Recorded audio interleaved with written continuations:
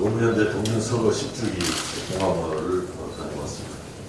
추모식을 바라보며 바보 노무현이 꿈꿨던 사람 사는 세상을 우리는 잘 만들어가고 있는지 생각해 보았습니다. 추모식을 마치고 나오는데 어느 언론 기자가 노무현 전 대통령 하면 뭐가 가장 먼저 생각이 나느냐라고 물어서 제가 생각나는 대로 솔직하고 좀 화끈한 점이 생각이 난다 말씀을 드렸습니다. 그러면서 우리 정치권이 보다 말도 좀 솔직하게 하고 또 화끈하게 실천했으면 좋겠다라는 그런 뜻을 언론에 이야기를 했습니다. 그런데 어제 그 추모식장에서 문희상 국회의장, 이낙연 국무총리께서도 노무현 전 대통령의 뜻을 이어가겠다.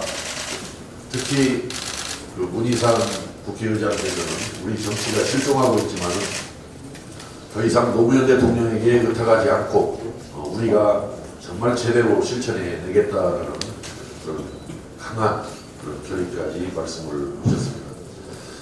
그러니까 좀 생각나는 게 하나 있습니다. 아마 노무현 대통령의 오랜 그 뜻은 국권형 개헌과 선거제 개혁이 아니었던가 하는 생각을 가지면서 문재인 정부와 더불어민주당은 국권형 개헌과 선거제 개혁에 정말 말로만이 아니고 말로도 그렇고 또 화끈하게 실천해내는 그러한 결과를 보여줬으면 좋겠다는 것을 거듭해서 지적하고 당부를 합니다. 특히 노 전 대통령은 특히 국민통합을 위해 지방분권에 역점을 주셨습니다.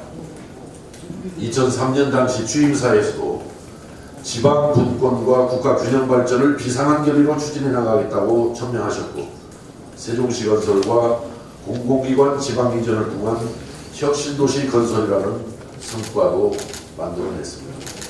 하지만 노무현 정부를 계승했다는 문재인 정부의 분권과 균형발전 정책은 한마디로 경제정책만큼이나 실망스러울 따름입니다. 지난해 2월 국가균형발전 비전 선포식에서 노무현 정부보다 더 발전된 국가균형발전 정책을 더 강력하게 추진하겠다고 강조했지만 1년이 넘은 지금까지도 뚜렷한 성과는 없습니다. 오히려 전주 금융혁신도시 지정은 보류하고 수도권 과밀을 부추기는 제3기 신도시 정책과 하이닉스 반도체 클러스터 입지를 경기도 용인으로 결정하는 등 수도권 사랑만 더해가고 있습니다. 과연 이 정부가 지역균형 발전이라는 노무현의 꿈을 제대로 계승하고 있는지 진심으로 성찰해봐야 할 것입니다. 지금 분권과 균형 발전을 더 과감하게 추진하지 않는다면 수도권 집중과 독식으로 지방은 소멸할 수밖에 없습니다. 더 나은 대한민국을 만들 수 없습니다. 문재인 대통령과 더불어민주당이 남은 3년 동안 더 이상 말이 아닌 행동으로 국가균형 발전을 추진해 사람 사는 세상을 만들어줄 것을 요청합니다. 통계청이 어제 발표한 1·4분기 가계동향조사 소득 부문에 따르면 가장 어려운 계층인 소득 하위 20% 가계의 월평균 소득은 125만 5천 원으로 1년 전보다 오히려 2.5% 감소했습니다. 최저임금이 16.4% 인상된 2018년 1분기부터 8% 감소를 시작으로 2분기 7.6% 감소, 3분기 7% 감소, 4분기 17.7% 감소까지 보이면서 계속해서 취약계층의 소득이 줄어만 가고 있습니다. 취약계층 근로소득은 1년 전보다 14.5%나 급감하였습니다. 결국 최저임금의 급격한 인상이 저소득층의 일자리를 없앤 것입니다. 또한 소득 분배 지표인 처분 가능 소득, 가처분 소득이라고 보통 부르는데요. 처분 가능 소득 5분위 배율은 5.8배로 금융위기 때인 2009년 5.93배, 2010년 5.82배에 맞먹는 수준으로 빈부격차가 악화되었습니다.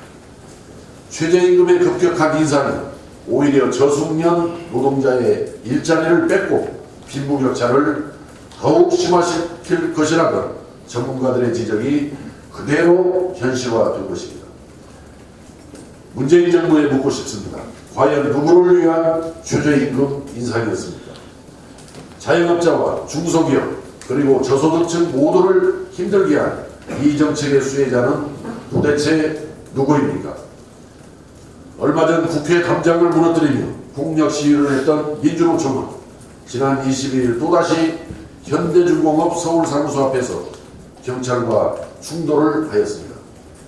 이가 부러지고 인대가 늘어나는 등 경찰 10여 명이 부상을 당했는데도 경찰은 손해배상 청구 교육도 없다 합니다.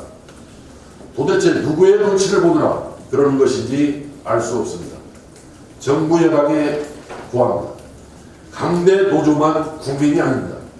자영업자도 저소득층도 모두 우리의 국민입니다. 국민 모두를 위해 내년도 최저임금을 동결하고 지역별 업종별 차등 적용을 거듭해서 요청합니다. 이상입니다.